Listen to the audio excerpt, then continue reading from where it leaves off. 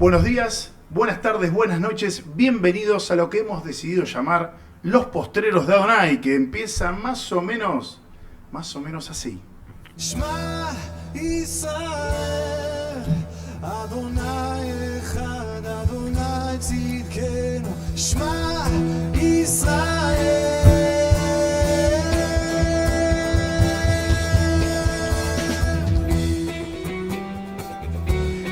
Comenzamos con la primera transmisión, el primer episodio, el primer evento de Los Postreros de Adonai, y tengo a el equipo de primera, el equipo que se presenta de esta manera. A mi derecha tengo a Franco Reyes, que te saluda así. Hola, ¿qué tal? Mi nombre es Franco Reyes. Y también tenemos a Elías Valencia, que te saluda de esta manera. Buenos días, mi nombre es Elías Valencia. Bienvenidos, y comenzamos con este primer episodio de Los Postreros de Adonai. ¿Qué nombre, muchachos, eh? Sí.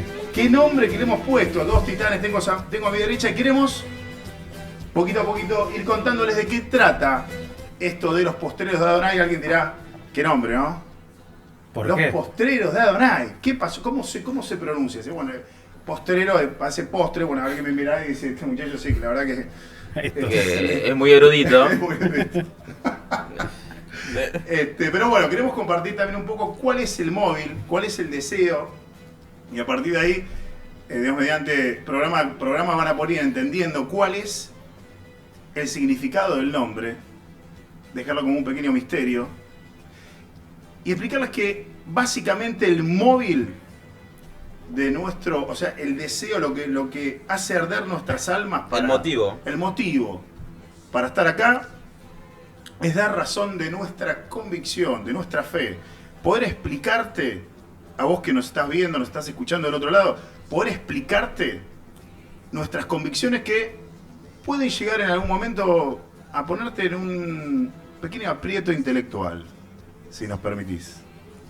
Hay una parte de un libro bastante antiguo, una carta escrita hace 2000 años, por un pescador judío llamado Pedro Kefa, que dice que debemos dar razón de nuestra esperanza. Y eso es lo que queremos hacer. ¿Con qué objetivo? Bueno, principalmente dar a conocer al Creador y darle gloria. De una manera tal vez que por ahí no la viste muchas veces en el mundo. Queremos darle gloria, pero también explicarte que Los Postreros de Adonai es un programa que te va a desafiar. Te va a desafiar, vos decís, ¿a qué? Bueno, va a poner en tela de juicio mucho de lo que crees y aceptaste naturalmente como verdad, pero que tal vez nunca lo evaluaste o lo estudiaste en profundidad para ver si estas cosas que crees realmente son así. Claro, para la mente perspicaz, atrevida, curiosa, esto es como miel para los oídos, ¿no? Pero ¿qué pasa con la mente sosegada?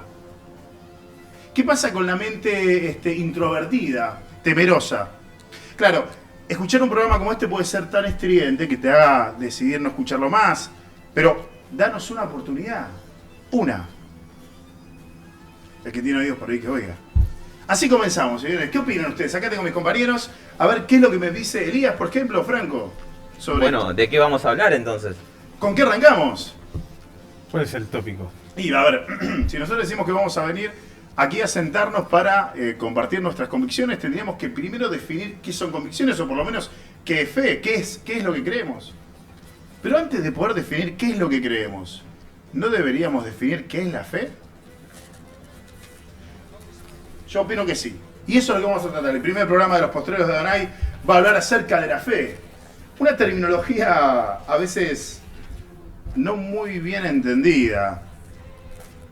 Un término fundamental en la práctica de la fe, de la verdad, de la religión, entre comillas, mal dicho, mal entendida, y por eso los actos de los hombres muchas veces caen en error por no entender, no comprender y no esforzarse por saber.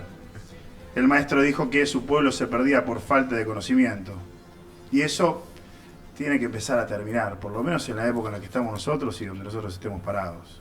Por eso hoy el punto principal es saber qué es la fe. ¿Qué es la fe? ¿Te preguntaste vos qué es la fe?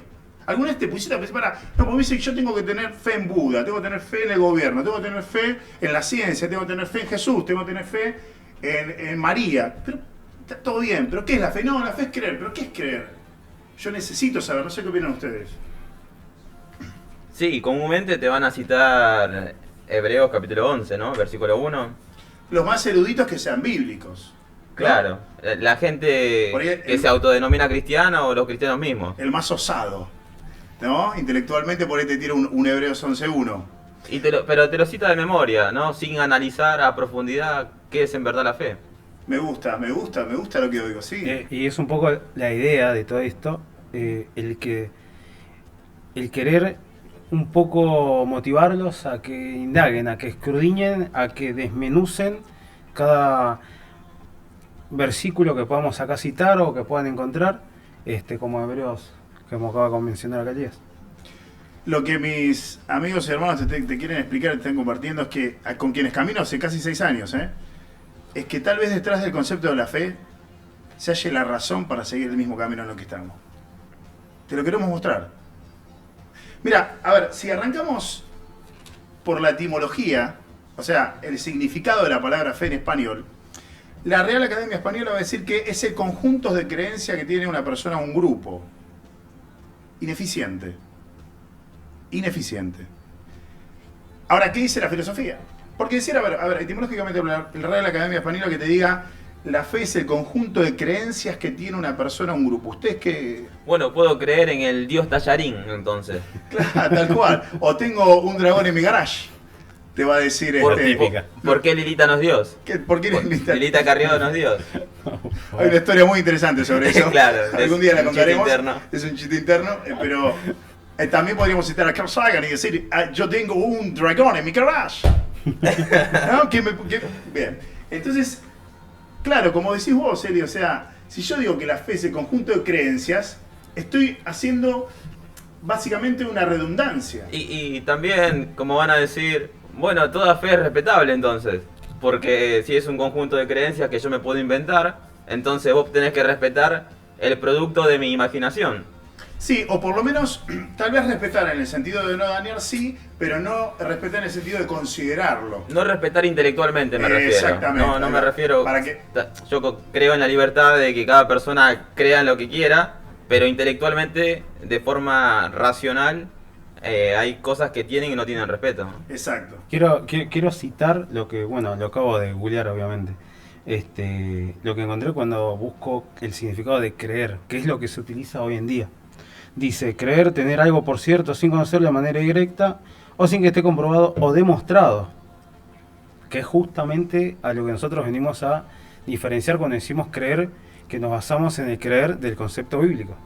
Interesante que nuestro lenguaje contemporáneo español, lo mismo va a pasar con el inglés y otros, no logren abarcar ciertos conceptos fundamentales para la mente humana, como sí lo hicieron otros lenguajes, idiomas en la antigüedad.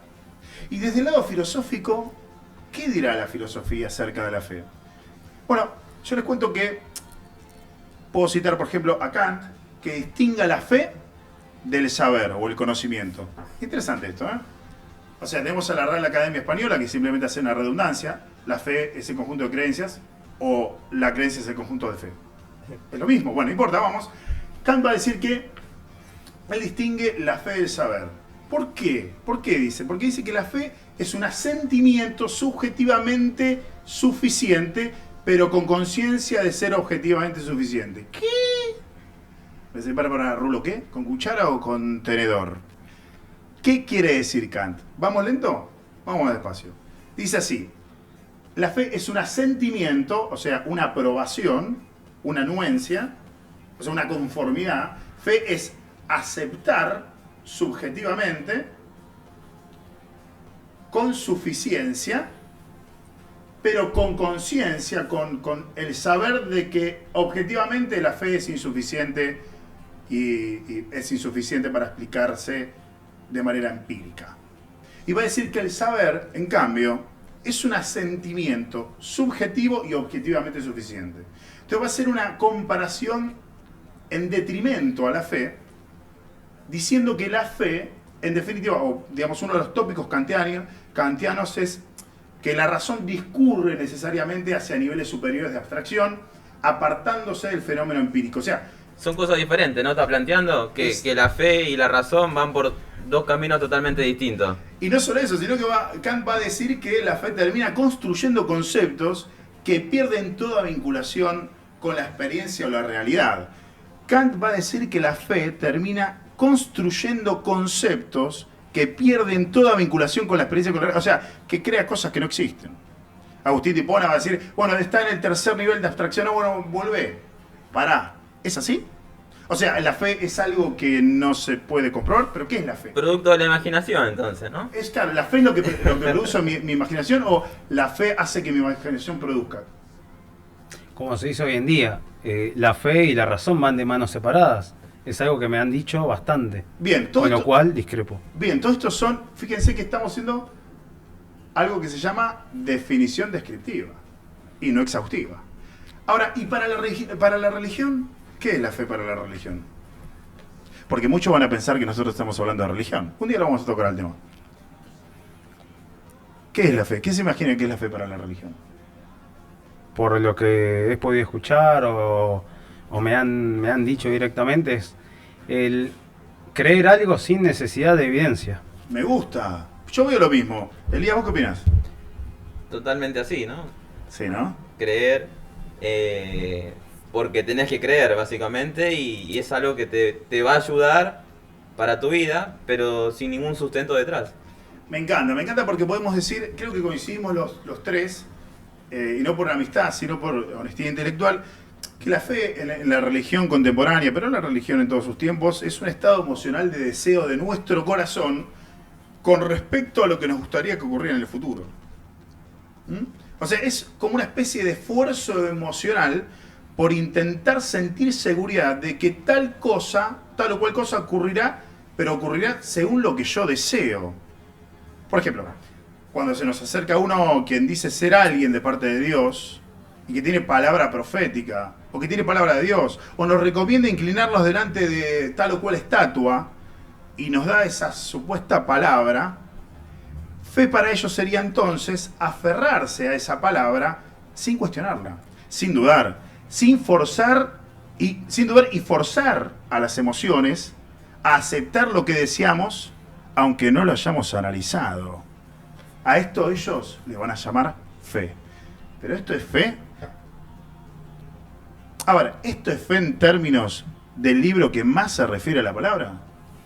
¿Esto es fe en cuanto a la Biblia? O sea, tal vez a vos te pasó que fuiste a misa, fuiste al templo evangélico, Los mormones. sea quien sea, budista, maometano, musulmán, y tal vez pensás que esto es fe, pero realmente para la Biblia, ¿esto es fe? Y ahí vuelvo a vos, Eli, ¿qué pasaje me estabas leyendo? Hebreos 11:1, ¿qué dice? Claro, en el mundo cristiano, cuando vos preguntás qué es la fe, su ancho de basto sería Hebreos capítulo 11, versículo 1, que lo leo. A ver. Por favor. Es, pues, la fe, la certeza de lo que se espera, la convicción de lo que no se ve. Es pues la fe, la certeza de lo que se espera y la convicción de lo que no se ve. ¿Qué está diciendo alguien? No sé, a ver, veamos. O sea, es pues la fe. Bueno, ¿arrancamos? Arranquemos. Bueno, Por favor, sí. a ver, vamos a analizar este pasaje porque tiene muchísima riqueza, etimológicamente hablando, y tal vez a veces nos cuesta, como dijimos en nuestro idioma, entender la profundidad del mensaje que está escondido acá. Y tal vez cuando lo escuché te parezca interesante. Por ejemplo, la palabra fe viene de la palabra pistis en griego, que significa confianza. Pero esta palabra habla de una confianza que por ahí la vas a ver mejor en Marcos 11:22 o en Hechos 24:24 o en Efesios 4:29. Hablamos de una condición total de seguridad, según como dice Romanos 3:3, una condición total de seguridad de que yo estoy en lo correcto. O sea, confianza queda media corta, ¿no? Porque una condición de total seguridad de que estoy en lo correcto, a la pucha, viejo, que tengo que estar seguro. Y ahora la pregunta es, ¿cómo estoy seguro o tan seguro o tener mucha certeza de algo? Exacta, muy buena pregunta, porque, claro, o sea, ¿cómo yo puedo tener piste? ¿Cómo puedo tener ese nivel de confianza? ¿En qué me baso? Pero, justamente, ¿cómo puedo saber yo que estoy en lo correcto? Bueno, va a depender de otra palabra que está ahí en este pasaje, ¿no? En la parte del pasaje, ¿qué dice? La, Certeza. bien, y después la, Convicción. ahí está. Entonces la fe va a depender de algo más, que es la convicción. Certeza viene de el piso, palabra griega, no el piso de acá. Y convicción viene de hypostasis. Esa palabra es espectacular. Esta es una palabra que a mí cuando, al momento de estudiar y reestudiarla, me voló la cabeza. Claro, la Real Academia Española va a poner convicción y va a decir que significa una idea profundamente arraigada o un conocimiento, pero sería más bien idea fuertemente arraigada que va a regir mi pensamiento y por tanto mi comportamiento, mi conducta. Vamos a ver si esto está de acuerdo con la Biblia. Dijimos que la palabra que nosotros traducimos como convicción es hypostasis. ¿Bien? Para aquel que le interesa el griego, es la G5287 de Strong. Y esta palabra surge de la unión de hupo, ¿sí? Que significa bajo, en el sentido de que indica una ubicación. Hupo es ubicarse abajo, o sea, se ubica abajo. Y la istemi, ¿bien? Que es la otra palabra, 2476, que significa sostener o mantener. Siendo entonces hypostasis el soporte de nuestra pistis. ¿Qué? Claro, sí. La fe se basa en un conjunto de cosas que la sostienen. Imagínate, no sé si llega a tomar, bueno, no, lo voy a hacer así. Lo quiero representar. Imagínate que esto que vos ves acá es hypostasis, ¿sí? Esto es el soporte, ¿ok? Esto es el soporte, ¿sí? Y pistis, mi confianza, es la que se apoya arriba. Esta es la fe. Por ejemplo, yo creo que el 65 me lleva a Constitución, el colectivo 65 me lleva a Constitución, porque lo vi en la información de la empresa. La información de la empresa es la evidencia, es el hypostasis. La creencia de que me lleva a esta condición es pistis, es la confianza.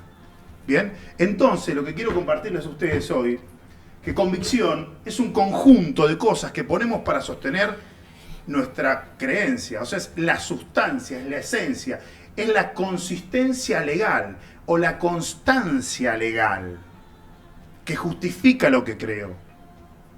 Por eso podemos afirmar lo que dice 1 de Pedro 3.15. 1 de Pedro 3.15 dice que nosotros debemos dar razón de nuestra fe A todo aquel que la demande. Debemos dar razón de nuestra fe. Interesantísimo. A ver, ¿leemos el pasaje completo, Fran? Dale. Dice, si no, santificad a Dios, el Señor en vuestros corazones, y estad siempre preparados para presentar defensa con mansedumbre y reverencia ante todo el que os demande razón de la esperanza que hay en vosotros. Claro, porque podemos dar razón de nuestra fe porque nuestra fe se basa en un conjunto de evidencias. nuestra fe está sustentada por la evidencia. Efectivamente, tiene una realidad palpable que nos da conciencia tal de que es real que adquiere existencia para nosotros. O sea que no es producto de nuestra imaginación, que no es producto de nuestros deseos ni de nuestra emoción, sino que parte de una racionalidad y de la evidencia empírica que nosotros podemos observar y deducir. Y ahí me da el pie para citar otro versículo, que es Romanos 12:1, que dice, así que, hermanos, os ruego por las misericordias de Dios, que presentéis vuestros cuerpos en sacrificio vivo, santo, agradable a Dios, que es vuestro culto racional. Me encantó. ¿Por qué no lo estudiamos? A ver, nosotros estamos diciendo que por tanto nuestra fe se basa en la razón, ¿sí? Parte de la razón, inicia en la razón, inicia en la capacidad intelectual que tiene el ser humano para poder entender el mundo que lo rodea y los tres niveles de abstracción de Agustín Hipona, o sea, el mundo sensible, como diría Platón, el mundo entre sensible e intangible, y el tercer nivel de abstracción, que es el mundo de las ideas completamente. Entonces, nosotros decimos que parte desde la razón y se basa en un conjunto de elementos que nos dan certeza. Se basa en un conjunto de elementos que nos dan certeza, y ese conjunto de elementos son el soporte de nuestra fe. Son lo que nos sostiene, son la evidencia. Nuestra creencia se basa en argumentos provenientes de la razón. La fe son argumentos provenientes de la razón. No es un conjunto de creencias esotéricas sin ningún tipo de sustento. Eso es otra cosa, lo vamos a ver. Es una creencia lógica. A ver, y tiene que ser capaz de ser razonada. Así como entendida y también explicada. Por eso, si alguien no puede explicarte su fe, es porque entonces fe no tiene. Tiene credibilidad, que es otra cosa. Ahora, vos me decías Romanos 12:1, ¿verdad? Sí. Bien, dice, viste que a lo último del pasaje, Reina Valera 1960 va a traducir culto racional. Sí. Bueno, esa palabra racional es una palabra muy interesante porque es la palabra lógicos en griego, que es la facultad de la razón. Entonces, vamos a entrar un poquito más en el pasaje, pero vos fíjate que ahí está diciendo Rabbi Shaul, Pablo va a decir que nuestro culto, o sea, la actividad litúrgica de nuestra fe, se basa en lo racional, en la facultad de razonar.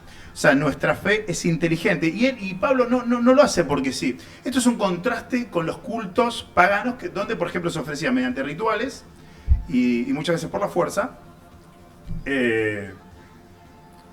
sacrificios de animales como un cerdo, un animal irracional.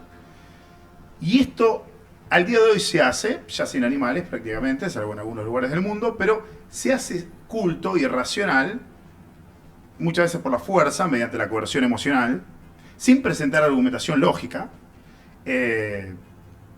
O sea, no te argumentan lógicamente su creencia. Y muchas veces, hasta impidiendo, de una manera podemos decir agresiva, si se quiere, que se pregunte, ¿por qué esto? ¿Por qué crees lo otro? ¿Pero me lo puedes demostrar? ¿Por qué crees tal cosa? ¿Por qué crees que puedes hablar en un idioma que no aprendiste? ¿Por qué crees que esa estatua te puede cumplir un deseo? ¿Por qué crees que tu líder espiritual puede sanarte? ¿Por qué? Interesante, ¿no? Te van a decir, ¿qué te van a decir? O sea, esa es la comparación que hace Pablo. No solamente desde el lado etimológico es rico el término, sino desde el contexto cultural. Todos los cultos son como un chancho sacrificado en el templo. Yo te puedo dar razón de mi fe. Y donde otras religiones no pueden dar razón de la esperanza que ellos tienen, ¿no? Que si estamos en la verdad resiste todo análisis y todo ataque racional por el cual se puede demostrar cuál es la fe verdadera. Así es, Señor. O sea, nuestra fe, la fe en el Hijo del Creador, el Hijo de Dios, está de acuerdo con la inteligencia. Bien, y vamos a ver algunas cosas más, ¿no? Porque podemos decir que la fe de aquellos que creen en el Dios de la Biblia deben llegar a Él a través de la razón. Y esto es algo que no se explica. Esto es algo que no tiene nada que ver, porque ¿qué te van a decir? Te van a decir lo que decíamos antes. Tenés que creer, tenés que sentirlo en tu corazón, siéntalo. Ahora sí con fuerza, créelo, sí que va a salir el 32 en la quiniela. Mañana sale y ahora sí, recibe más. No, te guste o no te guste, no, porque 1 Pedro 2:2, ¿qué dice? Buscame 1 Pedro 2:2. Aquí ya. No. Ahí ya primero. Aquí ya, no. Y además, ¿cuál es tu sustento? ¿Con qué razón estás diciendo que va a salir el 32? ¿No? ¿En qué te basás para decir eso? En memoria votiva generalmente, ¿no? Tu fe entonces es hueca, porque no depende de nada, no tiene sustento, no tiene razón. Es ilógica. Primera de Pedro 2:2. Por favor. Interesante que acá se utiliza la misma palabra griega que en Romanos 12:1. Dice, desead como niños recién nacidos la leche espiritual no adulterada para que por ella crezcáis para salvación. Claro, ahí cuando dice la leche espiritual es lógicos, ádalos, gala. Bien, básicamente decimos, lógicos es racionalidad, ádalos es sin engaño y gala es alimento. O sea que nuestra fe se basa en una razón que no tiene engaño y es un alimento para el alma del hombre, para la mente del hombre, para su virtud. Claro, a vos te lo traducen como la leche espiritual no adulterada y dices, ¿what? Es excelente, es poético, es hermoso, pero déjame bajártelo. Lo que está diciendo es que nuestra fe se basa en la razón, sin engaño, en una enseñanza en un razonamiento sin engaño que hace que tu alma crezca. Con esto queremos decir que la verdad es necesaria entenderla lógicamente, intelectualmente. Para tener fe, como dice la Biblia, tenés que razonar. Por eso, ¿qué dice en 1 Juan 5:13? Ahí voy, ahí voy. Primera de Juan 5:13. Sí. Estas cosas os he escrito a vosotros que creéis en el nombre del Hijo de Dios para que sepáis que tenéis vida eterna y para que creáis en el nombre del Hijo de Dios. Perfecto, dice para que sepáis, ¿no? Sí. Excelente. Repito, dice para que sepáis, ¿no? Sí. Ah, mirá qué bueno. Para que sepáis que tenéis vida eterna. Bueno, esa palabra sepáis es eido. Simplemente significa conocer. Conocer desde el punto de vista de ciencia, desde el punto de vista de conocimiento. O sea, que fue escrito para que entendamos que alcanzamos una vida eterna a través de lo que en la Biblia está escrito. No dice para que sintáis, para que veáis. No dice eso, ¿no? Dice para que entiendas, para que sepas. Claro, en varios lugares va a decir que para que no andemos en oscuridad, ¿no? Y se refiere a la luz como la verdad revelada. Por eso en Juan 17:3, un pasaje espectacular. No sé si alguien quiere leerlo. Y que llegue. Juan 17:3. ¿O yo? Y esta es la vida eterna, que te conozcan a ti, el único Dios verdadero, y a Yeshua, Hamashiach, a quien has enviado. Perfecto, ahí dice que te conozcan. ¿Sí? Esa palabra es ginosco. Es una partecita, para que me entiendan, de la misma que está en Romanos 8:29, dice a los que han desconocido que es proginosco. Es ginosco, es conocimiento obtenido por la actividad intelectual. O sea, el Ruach Jacob es el Espíritu Santo, dice la Biblia, es quien nos enseña y nos convence, quien nos hace entender. Y este entendimiento intelectual es el que nos va a llevar a tener una relación estrecha con Dios. Por eso en Juan 1:12 dice, mas a todos los que le recibieron, a los que creen en su nombre, se les dio la potestad de ser hechos hijos de Dios. Porque creer es como te pasa a vos en tu vida diaria. Como dije, el ejemplo simple, un poco simplista del colectivo. Vos querés cosas en tu vida que sí o sí las pasás por tu prisma intelectual y no permitís que pasen por tus emociones. Sean cuestiones de dinero, de trabajo y lo que sea. Vos, por ejemplo, en tu trabajo te basás en cuestiones empíricas. Bueno, ese es el creer del que habla la Biblia, ¿no? Conocer, ginosco, en griego. Ahora, ¿les hago una preguntita, puede ser? A ver. Me encanta. Bueno, estuvimos más o menos viendo acá el tema de la fe, ¿no? ¿Qué es la fe? Arrancamos el tema y si yo les digo que para mí hoy hay una expresión muy popular, muy común. Hoy en día, muchas veces cuando uno habla con la gente sobre el Dios de la Biblia, te dice, mostrame que existe y creo. ¿Qué opinan de esto de ver para creer?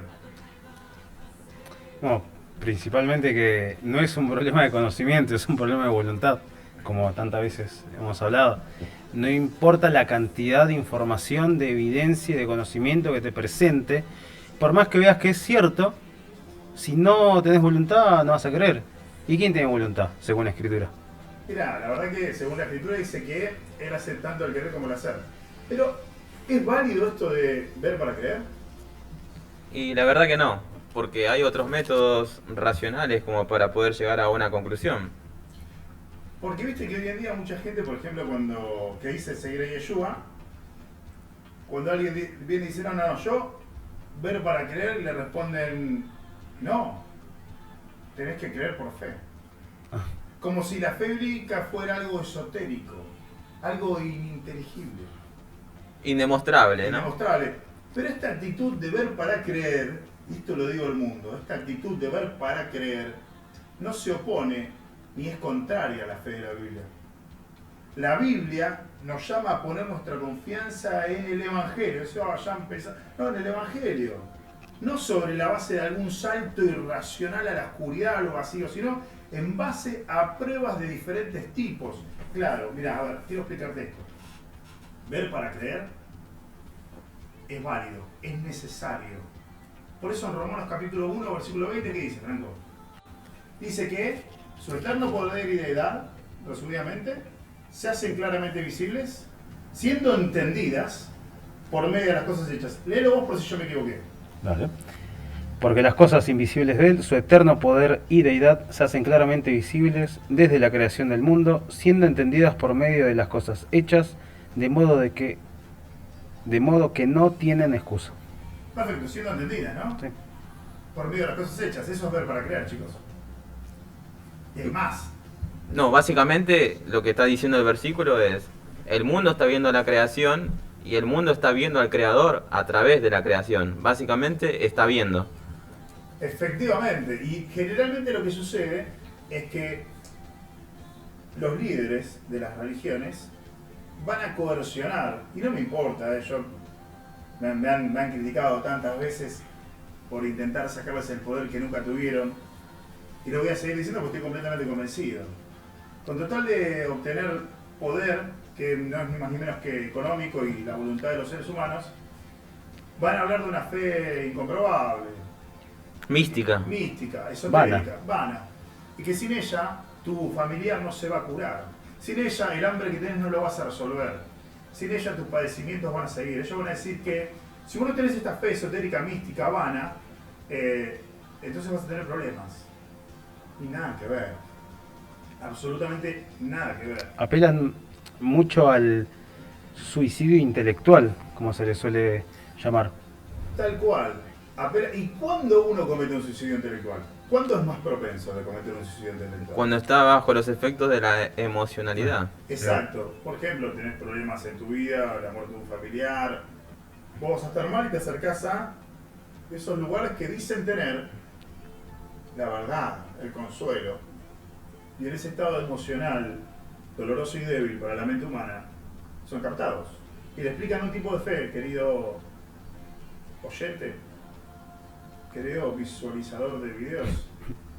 Captan a la gente y la gente empieza a vivir una vida conforme a los deseos de quien lo trajo y no conforme al deseo de la fe.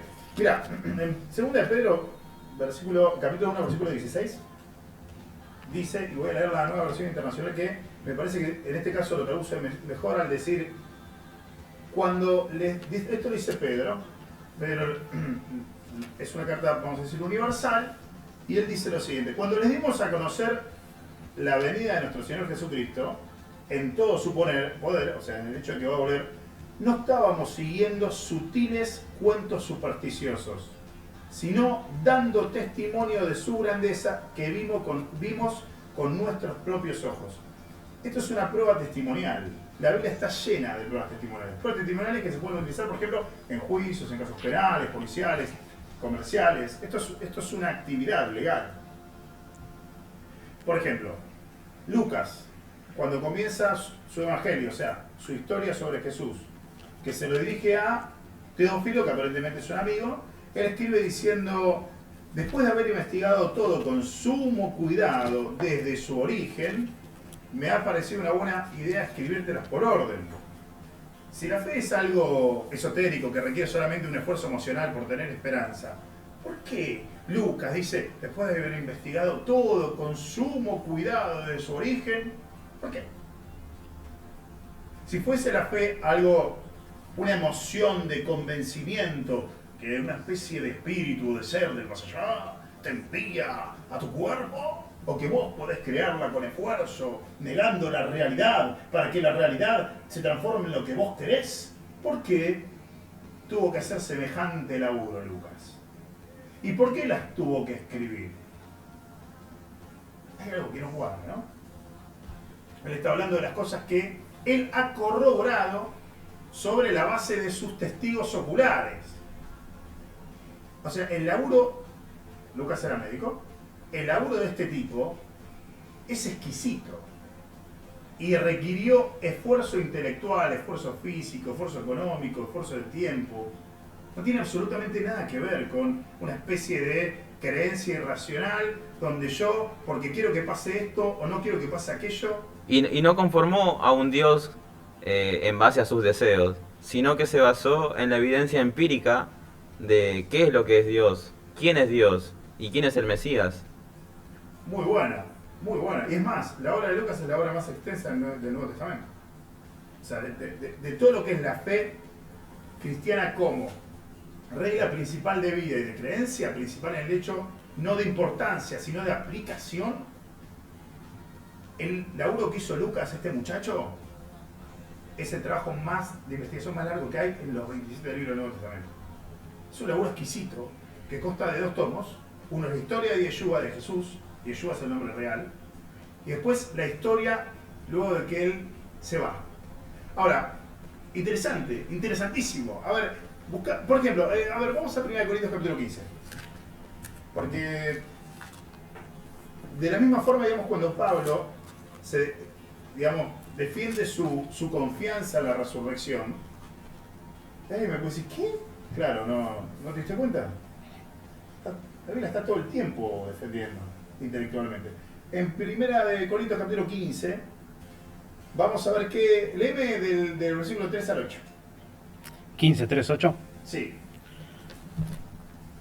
Porque primeramente os he enseñado lo que asimismo recibí, que Cristo murió por nuestros pecados conforme a las Escrituras, y que fue sepultado y que resucitó al tercer día conforme a las Escrituras, y que apareció a Cefas y después a los 12. Después apareció a más de 500 hermanos a la vez, de los cuales muchos viven aún y otros ya duermen. Después apareció a Jacobo, después a todos los apóstoles. Y al último de todos, como a un abortivo, me apareció a mí. Bueno, lo que básicamente está diciendo Pablo que es, o sea, yo creo que el Mesías resucitó porque hay más de 500 personas que la vieron y además porque lo vi yo. Por lo tanto, podemos concluir que en la Biblia hay un vínculo estrechamente necesario y dependiente entre fe y ver. Sí, es necesario ver para creer. Raro, ¿no? Raro. Pero la pregunta sería, ¿qué hay que ver? ¿Hay que ver a Dios como espíritu? ¿O hay que ver a Jesús, a Yeshua resucitado? ¿O hay que ver otra cosa? ¿Hay que ver la evidencia? ¿Hay que ver qué razones tenés? Esa es la cuestión de ver. No se trata de ver lo que uno quiere ver, sino lo que hay para ver. Me gusta. O sea que yo, para poder encontrar la evidencia que demuestra la existencia de Dios y además hallar la evidencia que demuestra que el Dios real es el Dios de la Biblia, tengo que estar dispuesto a que todo mi conocimiento preadquirido no me detenga, aún así yo padezca dolor emocional por encontrar que lo que creía no es verdad. Y esto nuevo que creo sí es verdad. O sea, hay que hacer un trabajo con cultura científica. Totalmente. Y ahí vendría la pregunta, vos crees en Yeshua, pero ¿por qué crees en Yeshua? ¿Acaso tu fe no es hueca como las otras religiones? Exacto. ¿Por qué vos que decís creer en Yeshua, en Jesús? Tu fe sí vale, la demás no. Exacto. Por ejemplo, un reformado. ¿Por qué? Me gustaría que me lo expliques, que me des una razón de tu fe. Por ejemplo, un pentecostal, lo mismo. Un mariano, lo mismo. Un mormón, un budista. Que seas, un ortodoxo católico. Un romano. Mesiánico. Sí, romano. Católico romano. Un mesiánico. Ahora, ¿les puedo poner un perete? Bueno, Ahora, aún así, en Hebreos 11.1 describe la fe como la certeza de lo que no se ve. Y este es uno de los motivos de algunas personas para intentar justificar que existe la fe ciega. Ellos dicen, si la fe es la certeza de lo que no se ve, eso debe significar que la fe a la que se refiere el autor es una fe ciega. Claro, si dice que es la certeza de lo que no veo, entonces la fe ciega. ¿Qué opinan? es más, puedo creer en mis propios anhelos y como no lo estoy viendo, digo, tengo fe en eso. Por ejemplo, quiero ser prosperado. Bueno, yo no estoy viendo la prosperidad, pero tengo fe en que voy a ser prosperado porque no lo estoy viendo. ¿Puedo tener fe en eso o no? Claro, por supuesto. Lo pongo en algo más simple y cotidiano. Cuando estás esperando el bondi. Cuando estás esperando el bondi, en tal parada, no estás viendo el colectivo que viene, lo estás esperando. Igual, estás ejerciendo fe. Cuando vas a abrir la puerta de tu casa, vos vas a meter la llave para que se abra la puerta. No estás viendo la puerta abierta. Cuando vas a agarrar el celular y lo vas a prender con el botoncito del desbloqueo, se prende la pantalla. No estás viendo la pantalla prendida. Apretás el botón, estás ejerciendo fe. Estás ejerciendo fe todo el tiempo. El tema es, ¿dónde ejercemos esa fe? Pero ¿por qué tenés fe? Y es una fe verdadera. Porque vos tenés el conocimiento previo en base a la demostración empírica de sucesos pasados y que si vos lo haces va a pasar de nuevo. Vos tenés fe, tu fe tiene un sustento. Pero hay cosas que no tienen sustento y hay gente que tiene fe en cosas que no debería tener fe porque no hay sustento. Claro, acá tenemos el sustento, no lo estoy viendo y la estoy ejerciendo igual. Y antes que se nos termine el tiempo, quería conectar esto de la fe con Juan 3:16, porque acá dice, porque de tal manera amó Dios al mundo, que ha dado a su Hijo unigénito, para que todo aquel que en él cree no se pierda, mas tenga vida eterna. La palabra es derivada del pistis, que es, no sé griego, dice pisteuo, que es tener fe principalmente o básicamente en el Mesías. Excelente. ¿Se nos acaba el tiempo? Se nos acaba el tiempo. No, ¿Es una horita? no, hasta las 10 ¿No? tenemos. Ah, perdón. Ah, por favor. Tengo fe en Elías. Y yo me baso en mi conocimiento de que cuando vi la promoción eran 2 horas, así que... Excelente. Y yo pensé que era a las 9, y entonces mi fe me hizo pensar... Tenía una tenemos fe errónea, Franco. Exactamente, Bueno, mi fe era vana. Ojo porque lo que acaba de pasar es espectacular. Franco estaba dando... Pensé que era una hora, hasta las 9. Bien. Bueno, hasta las 9 acá. Franco estaba dando lo que es, vamos a decir que es una respuesta metafísica, filosófica a el ateísmo cientificista. ¿Por qué? Porque él acaba de explicar que en cada acto humano se ejerce la fe. En cada acción humana se ejerce la fe. Y Cuando él dijo que tomás la llave y abrís la puerta sin pensar, es porque tenés pistis. Tenés eso es pistis. Bien. ¿Por qué? Porque es una... ¿Qué habíamos dicho? ¿Qué era pistis? Era una seguridad. Como una confianza, pero me parece que confianza ¿Viste? no acapara, claro, eso. Claro, No acapara lo que quiere transmitir, lo que verdad quiere transmitir el autor al utilizar. Pero bueno, me parece muy interesante todos estos ejemplos que decíamos porque de esto se trata. Por ejemplo, ¿por qué digo una respuesta metafísica? Porque, a ver, ese es el ser. Pero sin entrar ahí es, yo para poder hacer una investigación científica debo tener fe de que hay procesos que funcionan bajo un orden lógico para poder encontrarlos. Es una demostración de que existe Dios, no importa, vamos por otro lado, pero en definitiva, cada acto del ser humano consciente requiere. Yo quiero meterme de lleno con algunas doctrinas que es habitual en el cristianismo, que desglosan unos versículos de forma incorrecta y que nacen estas falsas doctrinas, ¿no? Como lo que es declarar. ¿Qué opinan ustedes? Esto no está preparado, lo repetimos, esto es espontáneo, no está preparado. Y así soy yo. Me encanta. Vamos, todo lo que sea... A ver, declarar. Declarar, por ejemplo, como decía antes, yo declaro que voy a tener un Rolls Royce.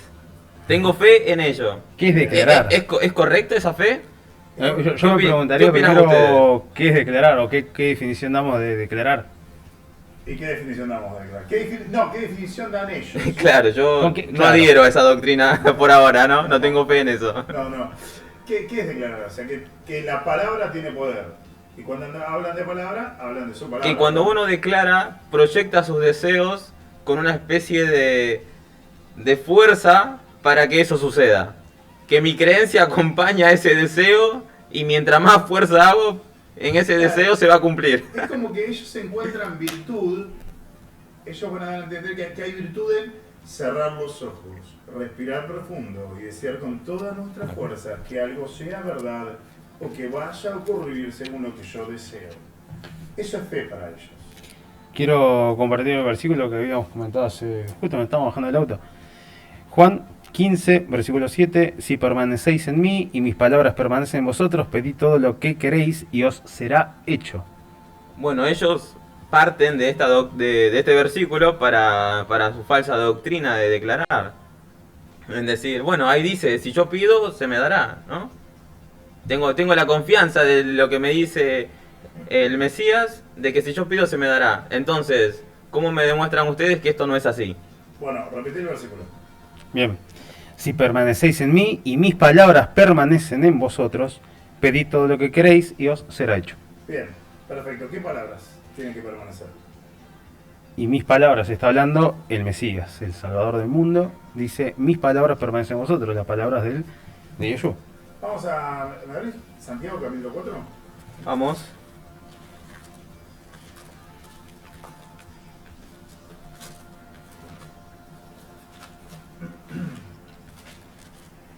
¿Qué versículo? Y a ver, léeme el versículo 3 y vemos dónde paramos. Bueno, pedís y no recibís, porque pedís mal, para gastar en vuestros deleites. Oh almas adúlteras, ¿no sabéis que la amistad del mundo es enemistad contra Dios? Cualquiera pues que quiera ser amigo del mundo, se constituye enemigo de Dios. ¿O pensáis que la Escritura dice en vano, el Espíritu que Él ha hecho morar en nosotros nos anhela celosamente? Pero Él da mayor gracia. Por esto dice, Dios resiste a los soberbios y da gracia a los humildes. Someteos pues a Dios, resistid al diablo y huirá de vosotros. Acercaos a Dios y Él se acercará a vosotros. Pecadores, limpiad las manos, y vosotros los de doble ánimo, purificad vuestros corazones. Hasta ahí. Acá tenés la respuesta. Que la gente pide mal. ¿Cuál es la palabra que tenés que guardar? Además de que yo voy a decir que no recibís porque pedís para vuestros deleites, lo dice a través de la boca de Santiago, también, confirmando la enseñanza apostólica. Y es tremendo porque dice, oh almas adúlteras, ¿no sabéis que la amistad del mundo es enemistad contra Dios? Cualquiera pues que quiera ser amigo del mundo se constituye enemigo de Dios. Pedís y no recibís, dice, porque pedís mal, para gastar vuestros deleites. Y luego dice, oh almas adúlteras, pero el énfasis está ahí, dice, oh almas adúlteras, ¿no sabéis que la amistad con el mundo es enemistad contra Dios? ¿Por qué dice eso? Porque pedís para tus deleites, capo.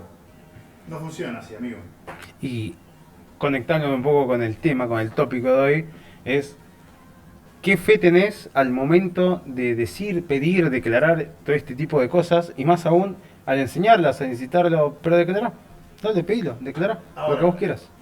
No, pero pará, bueno, está bien. Hay un punto más que me gustaría Dale, compartir, disculpen, adelante. disculpen. Es una cosita más, porque no termina ahí. ¿Quiénes? Esto es una enseñanza, no son 3 versículos, una enseñanza. Estos que reciben para vuestros deleites, que piden para vuestros deleites, esperando a recibir para vuestros deleites, dice, los trata como almas adúlteras, y más adelante, ¿qué va a decir? Versículo 6. Pero Él da mayor gracia. Por esto dice, Dios resiste a los soberbios y da gracia a los humildes. Declarar, creer que vos tenés el poder para desatar la voluntad de Dios, como si vos fueses Señor de Dios, es soberbia. Y Dios resiste a los soberbios.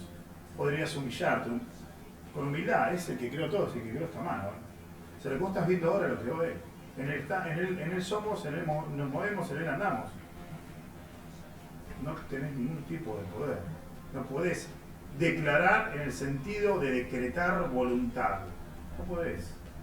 Soberbia. ¿Y cómo nos enseñó a orar nuestro Mesías Yeshua? ¿Cómo nos enseña? Si es tu voluntad, que se haga. Y cuando yo declaro, no estoy ejerciendo la voluntad del Padre, porque como no está permaneciendo en Él, no la conoce, como dice la Escritura. Efectivamente. O como cuando siempre me gusta recordar, después de ese versículo, de ese pasaje, que cuando está orando en Getsemaní, dice que pase de mí esta copa si tú quieres. Siempre, si es tu voluntad, si tú quieres, nunca es yo declaro, yo decreto, según lo que yo deseo. No, es si tú deseas hacer eso.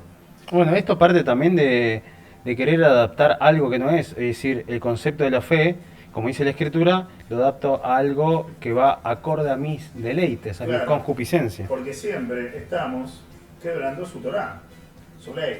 Porque es idolatría. Y creando algo a nuestra semejanza, a lo que nosotros queremos. Así es. No nos queremos someter. Así es. Ahora, volviendo un poco a esto de la fe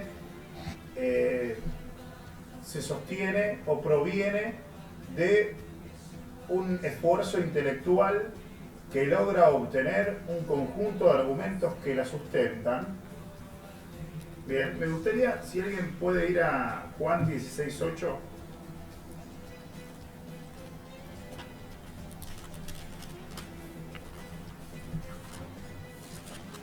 Y otro vaya a Juan 14:26. Yo voy a decir eso.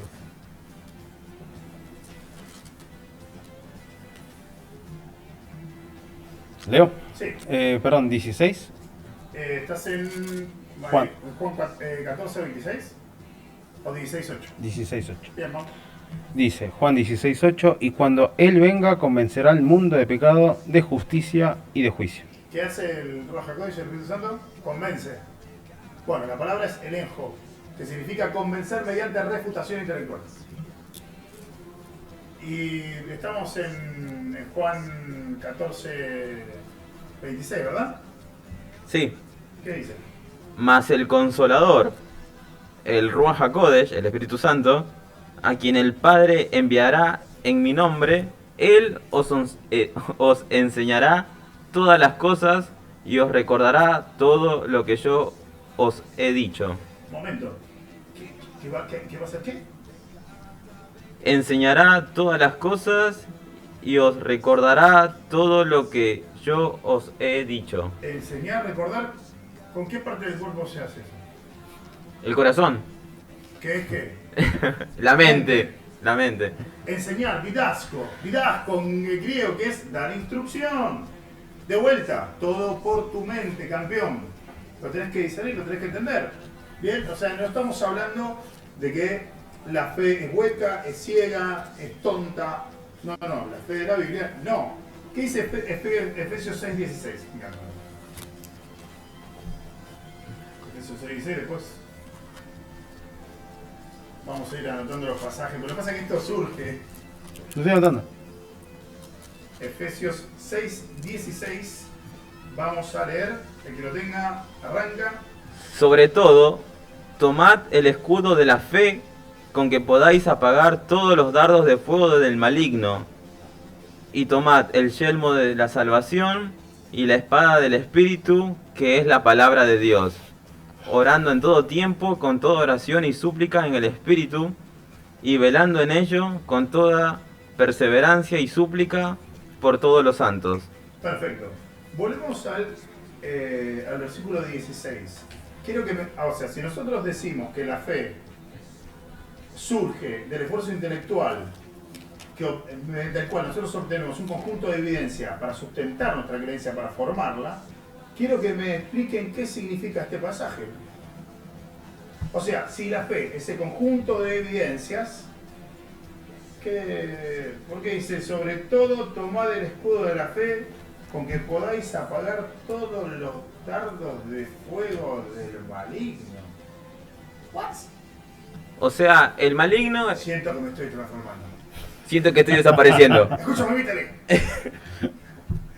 A ver, que alguien me lo explique. O sea que el enemigo está atacando el sustento de la fe que hay en vos. Por eso... Opa, mirá vos, chabón. Mirá vos. Y vos tenés que levantar... El doctorado de Elías, no te lo cronicaron ni sangre. ¿Puedo responder Por favor. con la espada misma? Hazlo. Estoy esperando que saques ese pasaje. Vos sabés que yo quiero. Segunda de Corintios, ¡Sí, salió! capítulo 10, ¡Sí, salió! versículo 4. Porque las armas de nuestra milicia no son carnales, sino poderosas en Dios para la destrucción de fortalezas, derribando argumentos y toda altivez que se levanta contra el conocimiento de Dios, y llevando cautivo todo pensamiento a la obediencia a Cristo, y estando prontos a castigar toda desobediencia cuando vuestra obediencia sea perfecta. Excelente. Bueno, vos querías, Eli, que mediante el concepto real de fe, herejías sean destruidas. Bueno, vamos a destruir la energía de la guerra espiritual. Esto de reprender los demonios para que dejen de atacar tu vida. ¿Estás cansado? Es un demonio de cansancio. Espíritu de borrachera. Espíritu de borrachera. ¿Qué pasa? ¿No puedes controlar tus finanzas? Es un espíritu, no eres tú. Ah, la fornicación. No eres tú, no es tu culpa, quédate tranquilo. Es un espíritu, es la guerra espiritual. ¿Estás enfermo? No, es un padecimiento del cuerpo. ¡Es un demonio! No. Porque hay una guerra espiritual, ¿no? Son los demonios atacándote. Así dice. Es más, dice Efesios 6, hay toda una armadura. Y uno es el escudo, el yelmo, y tengo que vestirme. Y me acuerdo cuando era chico, yo veía, viste, un tío mío y decía, no, porque estás así, asado, tienes que vestirte. Atar y desatar. Sí, una cosa tremenda. Ahora, voy a tomar la traducción de Reina Valera contemporánea, si me permiten, de este pasaje de Efesios 6, 16, porque Pablo va a utilizar términos de su contexto cultural, geográfico, económico, militar, para hacerse entender, para lograr que los demás tengan fe, porque la fe proviene de la razón, y vamos a llegar ahí. Me quiero apurar. 6:16. Además de todo esto, protéjanse con el escudo de la fe para que puedan apagar todas las flechas incendiarias del maligno. Está hablando en términos bélicos. O sea, dice que la fe me cubre de las flechas incendiarias del maligno. Las flechas incendiarias se lanzaban por sobre las murallas, adentro de la fortaleza, y incendiaban todo. Y ahí muy bien, como el Roge te mandó, a 2 Corintios 10, del 3 al 6 dice, pues aunque andamos en la carne, no militamos en la carne. Te lo traduzco de otra manera. La carne, tomalo, si sabes algo de filo, es el mundo sensible de Platón. Aunque estamos en el mundo material, nuestra militancia en el ejército no es en base al mundo material. 4. Porque las armas de nuestro ejército no son materiales. No es un cuchillo, una flecha, un revólver. Sino poderosas en Elohim para destrucción de fortalezas, derribando argumentos. ¿Viste que hablamos de flechas incendiarias? Bueno, lo que nosotros tenemos que hacer, Él hace con nosotros.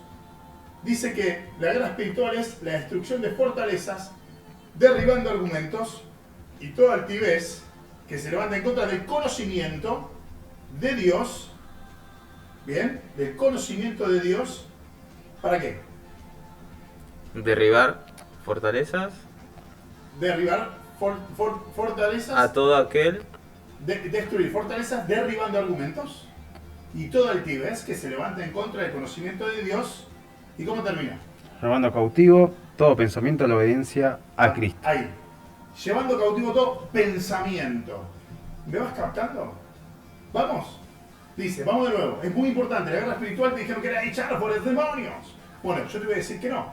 Yo te voy a decir que cuando dice que las flechas del maligno es cuando, viste, viene Satanás volando desde afuera y viene y te aparece en tu casa o te mueve la puerta del baño, te apaga la luz. ¡Ay, tengo un espíritu en mi casa! ¡Tengo un espíritu en mi casa!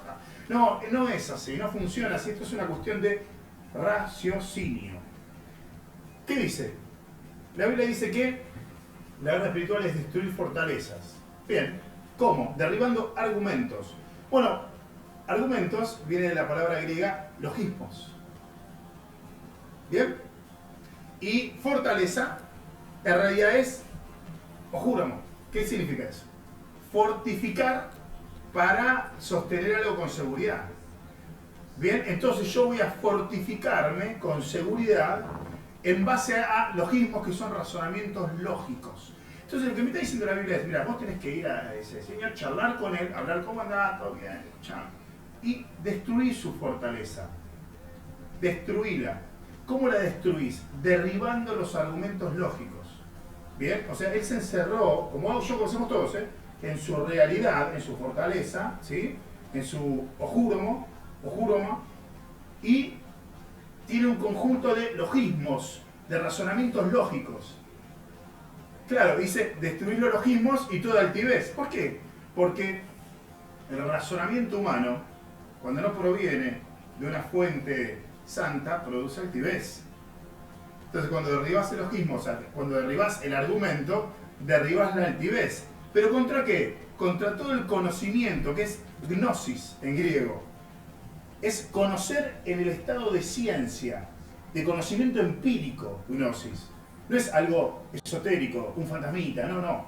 Dice que vos tenés que derribar la fortaleza, ¿sí? Ese escudo, ¿viste? Cuando alguien dice, no, está cerrado, está cegado, se cerró en él, ¿viste? Algún día hablaremos. Bueno, se encierra. ¿Cómo destruís esa fortaleza? Pues dice destrucción, ¿cómo? Derribando argumentos lógicos, ¿sí? ¿Por qué? Porque se levantan en contra del gnosis, del conocimiento empírico, científico de Dios. ¿Bien? Dios se revela de manera natural, como vimos en Romanos 1:20, que dice que su eterno poder y ideas se hacen claramente visibles a través de las cosas hechas, resumiendo.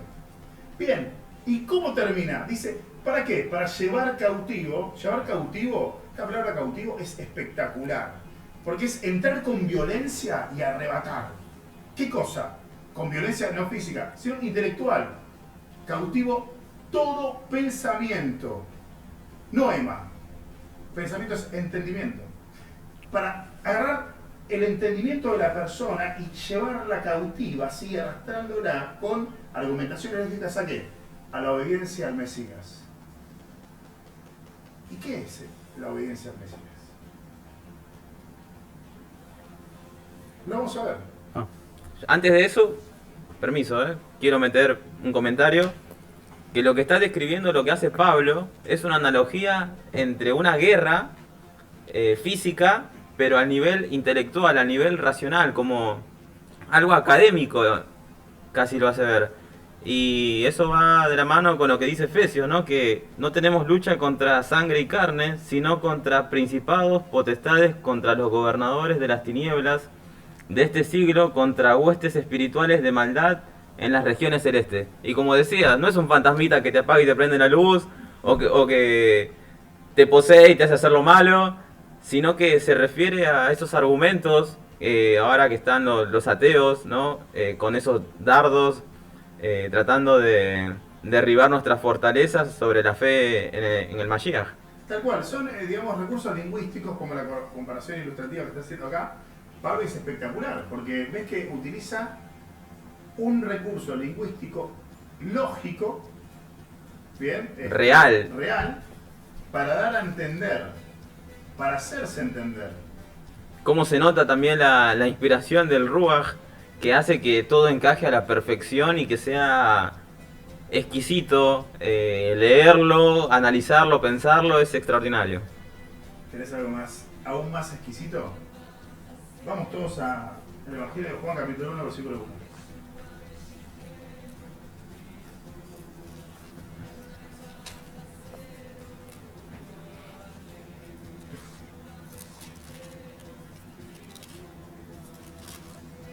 Bien. El que quiera lo puede leer. Ahí voy. En el principio era el verbo, y el verbo era con Dios, y el verbo era Dios. Bien, ahí la palabra verbo es la palabra logos. No sé si se dieron cuenta que es una palabra que la acabamos de usar todo el tiempo.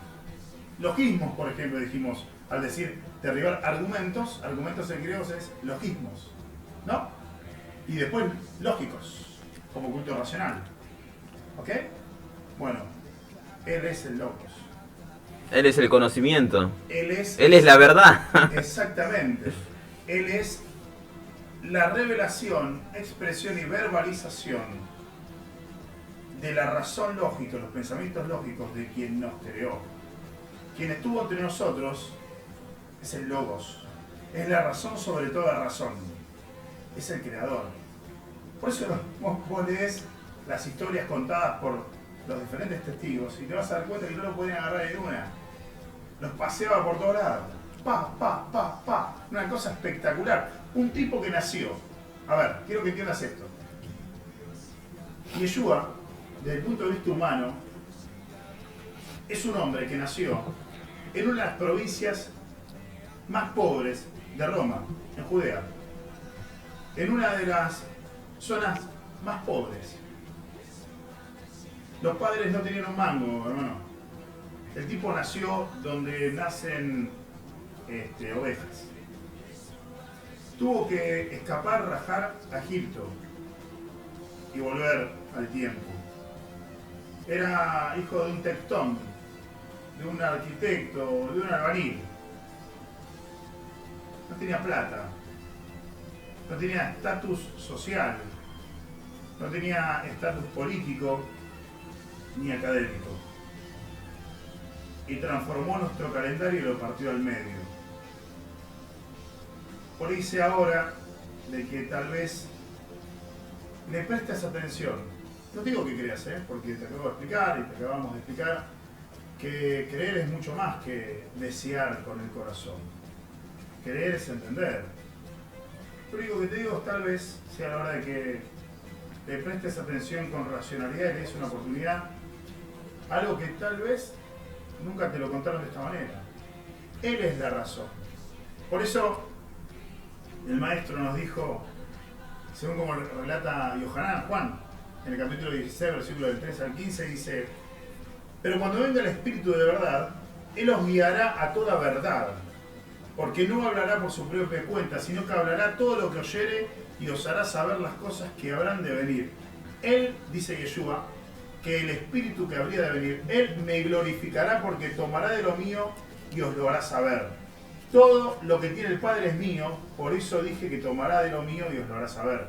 Además de que es una argumentación exquisita para la Trinidad, o como a nosotros nos gusta decir, Ejad, porque Adonai Eloheinu, Adonai Ejad, según el Shema Israel,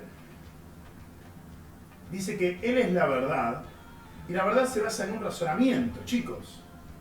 Después en Juan 14, 16 dice, Yeshua dijo, yo soy el camino, La verdad. y la vida. Nadie viene al Padre si no es por mí. ¿Y cuál es esta verdad? ¿Cuál es esta verdad de la que habla Yeshua? Bueno, la verdad de la cual habla Yeshua es la verdad que yo me encontré hace 20 y pico de años. El 15 de abril del 2001 a las 9:15 de la noche cuando tenía 17 años. Y una persona me hizo entender esta verdad. ¿Cuál es la verdad? Que según Romanos capítulo 3, versículo 10 en adelante, no hay justo ni aún uno. No hay quien haga lo bueno. No hay quien entienda. No hay quien busque a Dios. Somos todos errantes, pecadores. Fallamos. Voluntariamente o por omisión. Fallamos. Nos equivocamos. ¿Y cuál es la paga de eso? Bueno, Romanos 3:23 dice que la paga, por cuanto todos pecaron, están destituidos de la gloria de Dios. Y a Romanos 6:23 en el versículo va a decir, la paga del pecado es la muerte. Voy a decir, ¿pero qué es la muerte? Alguno me dirá, es la separación de el hombre con Dios. ¿Es solo eso? También física. También física. ¿O acaso no fue Yeshua, Jesús, el que dijo que hay que temer solo a aquel que puede destruir el cuerpo y el alma en el lago de fuego? Aquel que puede destruir el alma y el cuerpo. Entonces, lo que dice la Biblia, la verdad, la Biblia dice que todo ser humano nacido en esta tierra tiende al mal. El mundo lo demuestra, lo que hemos creado lo demuestra. Estamos destruyendo la tierra, nos lastimamos los unos a los otros. En esta época contemporánea de la historia humana, cuando más recursos tenemos, es cuando más desigualdad hay, más hambre hay. Tenemos todos los recursos para que todos comamos, para que no haya hambre en el mundo y nos seguimos muriendo de hambre. Y acá no, ves que digo, eso a mí no me pasa, a Eli no le pasa, a Franco no le pasa, no hay justo ni a un uno, dice, ni a un uno, tu pastor, el papa, el presidente, quien sea, todos son pecadores, todos están destituidos de la gloria de Dios, te guste o no te guste, esta es la verdad es que hay un problema, y el problema es que esta vida tiene dueño, hermano, tiene dueño, te guste o no te guste, tiene dueño, o sea, vos vas caminando por la calle, ves un auto y dices no porque tiene dueño, pero vos te pensás que no va a venir el dueño de todo esto a reclamar. Bueno, dice la Biblia que sí. Dice la Biblia que sí. Dice que tenemos un problema enorme. Porque nosotros matamos la vida. Dice la Biblia que la muerte llegó a esta realidad por culpa nuestra, porque decidimos rebelarnos en contra de quien nos dio la vida, de quien creó todo esto. Y es un problema enorme. Entonces, para dejarlo en claro, todos pecamos y todos merecemos esa muerte, tanto espiritual como física, ¿no? Efectivamente. Y entonces, ¿cómo solucionamos eso? Bueno, alguno me dirá, es muy simple. ven a mi religión, yo tengo un conjunto de obras para que tú hagas. Ven los domingos a la iglesia. O sea, si hago lo bueno. Hay problema. Exacto. ¿Cuál es el problema, Franco? A ver, ¿qué problema se te ocurre? Bueno, Efesios 2:8-9. Pero voy a empezar por el 9 primeramente. Bien. Dice, no por obras para que nadie se gloríe. El contexto es de salvación. Y el 3.28 de Romanos, ¿qué dice? Voy a ello. Concluimos pues que la justificación es por medio de la fe sin las obras de la Torá, o sea, de la ley. Exacto, o sea, ¿sabes cuál es el problema? Oyente. El problema que tenemos es que no solamente nuestra maldad merece cárcel, además no tenemos forma de resolver lo que hemos dañado. Imagínate que yo, no sé, me cruzo un semáforo en rojo, Dios no lo permita, y daño a una persona. La persona fallece. Entonces voy ante el juez y el juez me dice, usted tiene que pagar por lo que hizo. Y yo digo, sí, voy a pagar. A partir de mañana, cada anciana que no pueda cruzar la calle, yo la cruzaré. Cada persona que no se pueda atar los cordones, yo se los ataré. Pero haré obras aún más virtuosas, Señor. Prepararé comida y todos los días llevaré comida a aquel que duerme en la calle y que no tiene para comer. Aún más, le lavaré el auto a todo aquel que lo requiera. Aún más, ayudaré a los enfermos. Aún más, señor juez, daré todo lo que tengo a los pobres. Y me convertiré en un pobre más. ¿El juez me va a absolver o no? Si es un juez justo, Si es justo, no. Ahí está. Entonces, Porque vos tenés que pagar por lo que hiciste. exacto. Y todas esas obras no producen un resarcimiento de daño. No satisfacen la justicia de un juez bueno y justo. Porque alguien que es bueno es justo. Y alguien que es justo es bueno. Entonces el problema que tenemos no solamente es que pecamos, sino que Dios es bueno y va a juzgarnos. Si el juez fuera solamente bueno, te dejaría ir. Pero como es justo también, vos tenés que pagar por lo que hiciste. Exactamente. Por tanto, entendemos mediante la razón por qué la Biblia dice que no es por obras. Y vos seguramente estás acostumbrada a que en los sistemas religiosos te digan que tenés que hacer un conjunto de obras para poder llegar al cielo, al paraíso, como dicen los mormones, a tener un planeta para vos lleno de vírgenes para que lo puedas poblar. Qué bárbaro. Bien, la Biblia dice que no, la Biblia dice que vos no tenés la capacidad de resarcimiento de daño, no tenés esa capacidad. Imagínate que vos tenés, te lo hago más simple, este ejemplo yo lo pongo muy seguido. Imagínate que vos tenés una taza que te regaló tu abuela, quien amás con todo tu corazón, y ya no está con vos tu abuela. Y me invitas a tomar un café a tu casa. Y yo llego a tu casa y veo la tacita y me llama la atención y digo, che, Juan Carlos, a ver, servímela acá. Acá Juan Carlos me dice, che, está bien, Rulo, pero cuídamela, che, que todos los días desayuno en ella, me la regaló mi abuela, quiero mucho. Yo digo, sí, queda tranquilo. Me sirve el café y yo, por impericia, por maldad, porque no me importa, porque el ser humano es egoísta, se me cae, la rompo. Si yo la levanto y la pego con la gotita y se la doy, ¿resolví el problema? No, ¿Cómo? ¿Y si le compro una nueva? no es lo mismo. ¿Por qué? Porque tiene otro valor sentimental. Tiene una carga, ¿no? Tiene un peso del argumento. No tengo capacidad de resarcir el daño de una taza con valor emocional. Voy a poder resarcir el daño que le estoy haciendo yo, José Manuel, vos, al mundo y a la vida. No, capo. Viendo a Dios que el hombre no quiere ni puede dejar de pecar y de dañar, hizo lo siguiente. Llamó a un hombre de la tierra de Ur, investigalo, para que tener fe, y le dijo, se le reveló, le hizo tener fe, le dio argumentos para que crea en él, y de ahí levantó un pueblo, al cual también se le reveló y le dio argumentos para que tengan fe en él, y a ese pueblo le dio un conjunto de órdenes, que es la Torá, la ley. ¿Sí? Y dijo, el que cumpla estas leyes todas y no quiebre ni una sola, ese es el hombre que será santo, que no habrá pecado y vivirá por ella, o sea, no va a morir. ¿Pero por qué? Si Dios sabe que no hay hombre que no peque, ¿cómo puede ser? Bueno, viendo el hombre que Dios no quiere ni puede dejar de pecar, Él mismo se hizo hombre. En Isaías 7:14 dice que el Señor mismo va a ser quien dé la señal, porque una doncella, una jovencita virgen, iba a concebir de manera artificial, vamos a decir, es como una inseminación artificial, y va a dar a luz a alguien que se llamará, no por nombre en el sentido de nombre personal, sino Por etimología. exacto, por significado, por obra, Emanuel o Immanuel, que significa Dios está entre nosotros o entre nosotros está Dios. Dios se hizo hombre, vivió una vida sin pecado, cumplió su propia ley y dice que Él murió voluntariamente. Es justo, aquel que no merecía morir. Murió por mí, por vos, por el injusto, por aquel que cree en Él, aquel que cree que Yeshua puede cargar su pecado. Yeshua dice que, la Biblia que Yeshua cargó en Él el pecado de todos los escogidos de Dios. Y estando en la cruz, luego de haber completado su obra perfecta, donde dice que no se halló en el pecado, Él dijo, consumado es.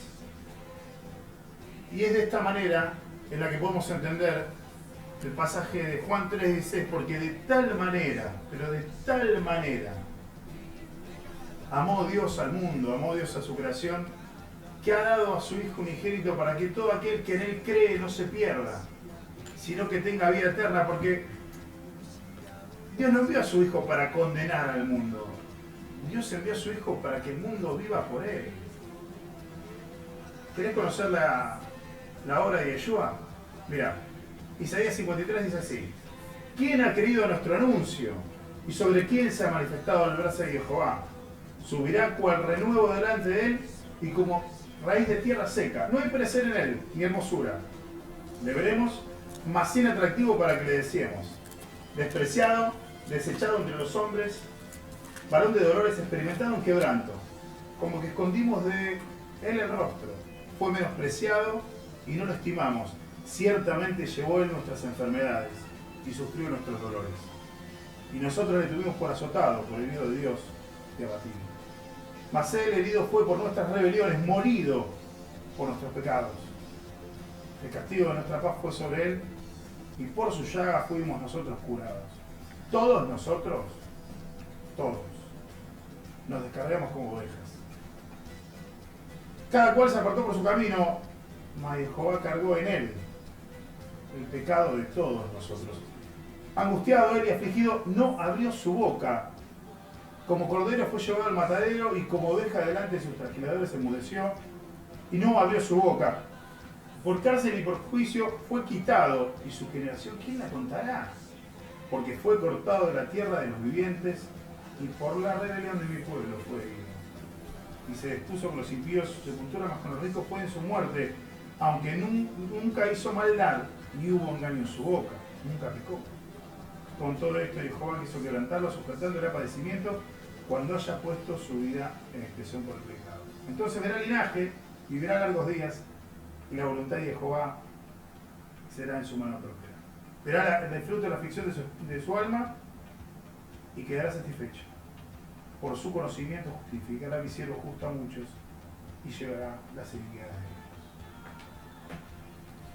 Dice la Biblia, que Jesús, Yeshua, cargó el pecado de aquellos que confían en Él.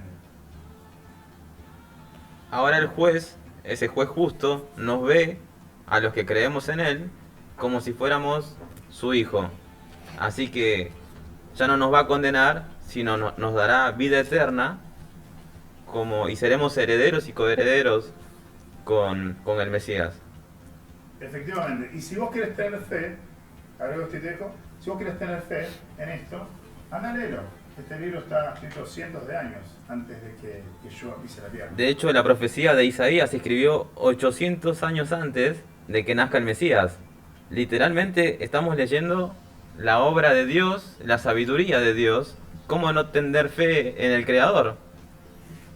Y quería agregar, para darle más acondicionamiento a esta solución que Dios ha dado a nuestro problema, en Efesios 2:8, porque había leído solo el 9, porque por gracia sois salvos por medio de la fe, y esto no de vosotros, pues es don de Dios, no por obras, para que nadie se gloríe. Por gracia somos salvos. Entonces cuando él me dice, o nos dice, ah, bueno, entonces, che, yo soy pecador, ok, ¿y qué puedo hacer? O sea, ¿qué hago? Y bueno, acá dice que es por gracia. ¿Y qué es la gracia? ¿Qué es la gracia? ¿Qué es la gracia? Bueno, la gracia, alguien me dice, es un regalo. Bueno, sí, pero es recibir de manera gratuita algo en beneficio mío, pero opuestamente a lo que yo merezco. Por ejemplo, yo robo, merezco la cárcel y a mí me dan libertad. ¿Bien? Eso es la gracia. O sea, yo peco, soy un pecador, merezco el infierno, merezco la muerte. Vos matás la vida de este planeta, merecés la muerte ¿Y qué recibo? La vida eterna. eterna. O sea, eso es la gracia. Pero vos decís, ¿es un Dios injusto? No. Porque mi pecado, mi castigo, lo pagó el Mesías en la cruz. Y además, cuando nosotros decimos que esto, que es por gracia, si merecí, que merecemos todo lo contrario, uno podría decir, bueno, pero Juan 3:16 dice que todo aquel que en él cree, y yo creo, he decidido creer, yo creo, entonces, si yo digo que he decidido creer, has ejercido una acción, has ejercido una obra, y si decís que por obra vos crees y que sos salvo, estás yendo en contra de la Escritura que dice no por obras para que nadie se gloríe. Recordemos también que la Escritura, si uno dice ser cristiano, uno dice creer en Dios y creer en Yeshua y en la obra de Yeshua en la cruz, la Escritura es nuestra autoridad porque es palabra de Él. Entonces tenemos que estar sometidos a lo que la Escritura dice. Entonces no puedo querer tergiversar lo que está en mi corazón, que es querer ser salvo por mi propia cuenta, por mis obras, o querer ser Dios mismo. Claro, por eso, viste, en Efesios dice que la fe es un don. Es un regalo. Claro, es una capacidad que me regala Dios, que es la capacidad de creer. ¿Cómo lo hace? A través de su espíritu, como lo hemos visto, convenciéndome. No lo hace haciendo que yo sienta que soy salvo. Eso va a venir posterior, que es la seguridad desde el aspecto de la emoción. Esa paz que sobrepasa todo entendimiento, es esa sensación salvífica. Pero acá hablamos de razón, acá hablamos de fe. ¿Bien? Él me convenció. Él nos buscó a los tres que estamos acá. No es por obra nuestra, no hicimos nada nosotros. Claro, es como muchas veces me han explicado, no tengo una taza acá, pero por lo menos tengo algo de lo que puedo hacer, de lo que puedo agarrar. Es como si vos sos esto, esta es tu fe, y él te agarra así. Y entonces ya estás convencido, por medio de la obra de él, porque él quiere. Él nos regaló la fe y Él nos sujeta y nos lleva al conocimiento de la verdad. Efectivamente. Toda la obra, desde el inicio hasta el final, es de Él. Y con esto también podemos concluir que toda la gloria, absolutamente toda, es para nuestro Adonai, para nuestro Dios, para nuestro Señor. No tuve ningún mérito en absoluto. Lo único en lo que pude haber contribuido es en haber merecido la muerte, en haber pecado. Solo en eso contribuí. Todo lo bueno que ven en mí es todo lo que él hace en mí. Todo lo demás soy yo. Así es. Por eso, como nada lo hemos creado, todo lo recibimos como un regalo, nadie se puede amanecer. Nadie es más grande que el otro en el sentido de autoridad. Y los que quieran ser líderes tendrán que acoplarse a Marcos 9:35. Dice que el que quiera ser el primero de ustedes, hágase esclavo. Así que, para vos, si hay algún líder religioso que me está escuchando y estás enseñando algo distinto a esto, reformula. Y vos, que no crees en absolutamente nada de esto, ¿por qué no venís a hablar? Y charlamos en vivo. Sí, todos son bienvenidos. Sí, es más, quiero que nos pongan en un apriete, que nos traigan argumentaciones, pero investiga, no esa cosa que estés en la verdad. O que nos deje mensajes, podemos resolver un par de dudas también. Efectivamente, por eso, los mensajes son para... no tenemos dónde todavía, pero pronto... Vamos a dejar ahí, cuando se publique el video, Dejaremos alguna descripción o algo. Dios mediante. O una cuenta. Dios mediante, Siempre. siempre, porque acá a veces hay un poco de impericia. Esto es un piloto, que no tiene piloto. No, esto es un piloto del programa y bueno, queríamos compartir con ustedes cómo empieza, ¿no? De hecho, fue muy discutido con qué íbamos a iniciar. En principio, Pasó. en el Génesis íbamos a empezar con la existencia de Dios. Luego pasamos a lo que es Dejad. el Ejad. Luego pasamos a la deidad de Yeshua. Momento. Cuando nosotros decimos Ejad, utilizamos la palabra hebrea para uno en el Shema Israel, ¿no? O Israel. Bueno, es Trinidad. Claro, el Ejad es la Trinidad, ¿no? Pero, bueno, ya lo explicó. Y después derivó en por qué Yeshua es Dios. Y después derivó en iniciar con el tema de la fe. Así que el primer video, al final terminamos decidiendo que iba a ser la fe. Porque es donde todo inicia. Y porque tenemos fe de que había que hablar de la fe también. Tal cual. ¿Por qué? ¿Por qué? A ver, explícame, Franco, ¿por qué teníamos fe de que había que hablar en la fe? De la fe.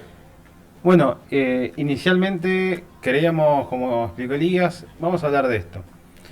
Y después nos pusimos a orar, cada uno en intimidad, también en grupo, y nos fuimos dando cuenta, mediante la razón, de que cómo íbamos a hablar de que había que tener fe, de que Yeshua mismo es Dios o no, ya lo veremos, si no explicamos con qué tenemos que ejercer que nos ha regalado Dios. Esto que hablamos de la razón, el culto racional, de renovados en vuestra mente, constantemente la Escritura, Dios nos habla acerca de usar esto que Él nos dio, la razón. Entonces dijimos, no, hay que hablar de esto, claro, sí.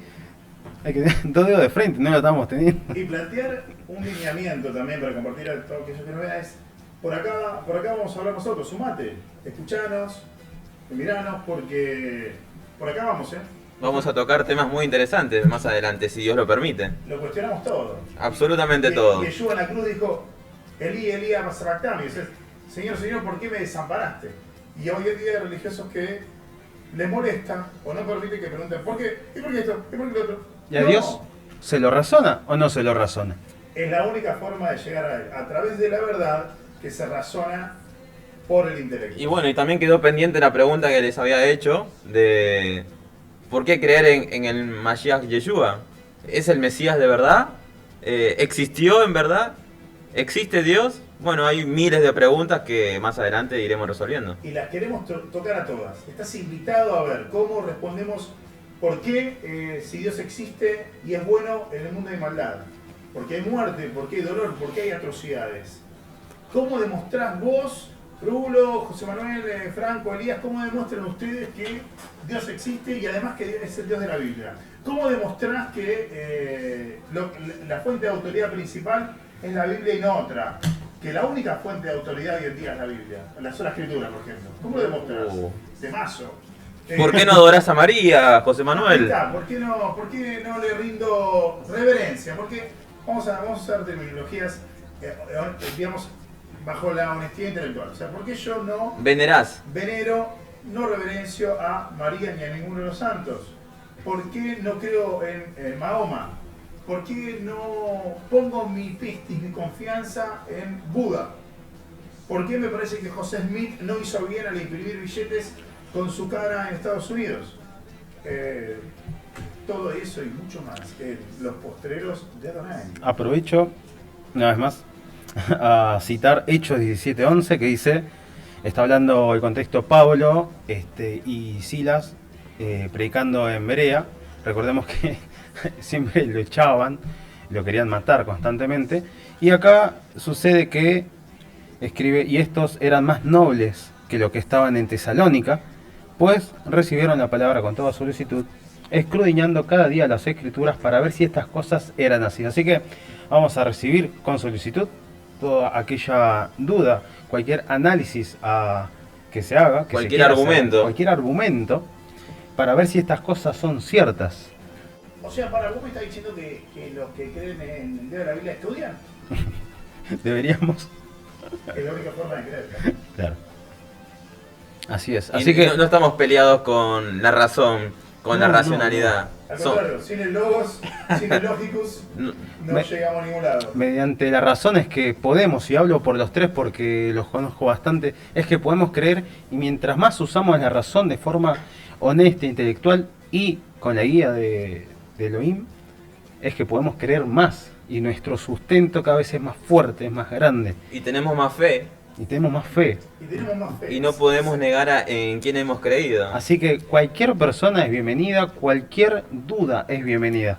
No porque creas otra cosa, te vamos a negar tu duda o a negar tu argumentación. Queremos escucharla.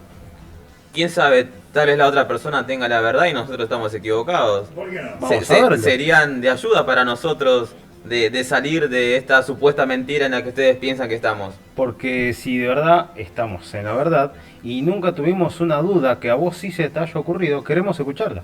De verdad queremos escucharla. Queremos dudas. Desde ateos, mormones, Sí. testigos de Rayovac, Que no- todos son bienvenidos. Que no cuestionen. Por favor, gnósticos, agnósticos, todos. Queremos que nos cuestionen, queremos analizar y sobreanalizar porque nosotros creemos que la verdad resiste todo análisis. Nos vamos despidiendo del primer episodio de este humilde programa, que por la gracia de que nos creó y nos sustenta, estamos aquí. Así que le voy a dar un espacio a mis hermanos antes de terminar. ¿Quién se quiere despedir? Una reflexión final. Yo solamente quiero decir que mi móvil es darle la gloria a Él, que para eso he sido creado, ¿no? Para darle toda la gloria. Así es, para él. Y también terminar, por lo menos lo que ha sido esta sesión del día de hoy, recordar que Yeshua, como habíamos dicho antes, murió por tus pecados. Y si no crees o crees esto, de todas formas utilizar eso que tenés, que es la razón, a ver si esto es cierto o no es cierto. Efectivamente, muchas gracias por acompañarnos, muchas gracias por escuchar. Te esperamos en el próximo programa de Los Postreros de Adonai. Queremos escucharte, queremos conocerte y queremos contarte lo que hemos recibido. Porque por gracia recibimos, por gracia debemos dar. Muchas gracias Gracias. por acompañarnos. Que Dios te bendiga y hasta la próxima.